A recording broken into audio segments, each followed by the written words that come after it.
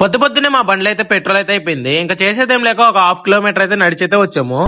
సరే షాప్ లోనే తీసుంటాయంటే ఒక్క షాప్ కూడా తీయలేదు. మా మామ చూడండి షాప్ ఎదురు ఎట్ట నిలబడినాడు దిష్టి బొమ్మలాగా. అట్టగుంటది అనమాట మన దరిద్రము.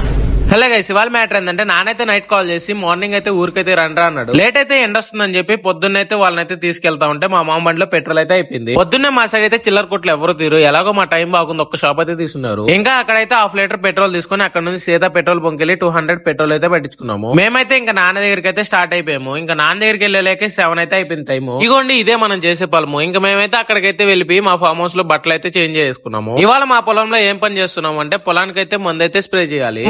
తీసుకొని పొలం దగ్గరికి అయితే వెళ్ళాను. ఈ వరిని చూస్తుంటే గడ్డి లాగుందో వరి లాగుందో కామెంట్ అయితే చేసేయండి. మా వాళ్ళు అయితే పంపులు ఎత్తుకొని పొలానికి అయితే మందు కొట్టడం స్టార్ట్ చేయగానే ఈ పక్క నుంచి సూర్యుడు అయితే మా ఫ్రెండ్ వచ్చేసాడు బయటికి. నేనైతే ఆ సూర్యుడు కొట్టే వేడిని చూసి టైం ఇంకా 9 అలాగ అయి ఉంటుంది అనుకున్నా. టైం చూడంగానే షాక్ అయితే అయిపోయాను. మరీ 7 కే ఇంతలా వేడైతే కొడుతుంది. ఈ సూర్యుడు ఎందుకో మా మీద ఇంత కక్ష అయితే కట్టాడు.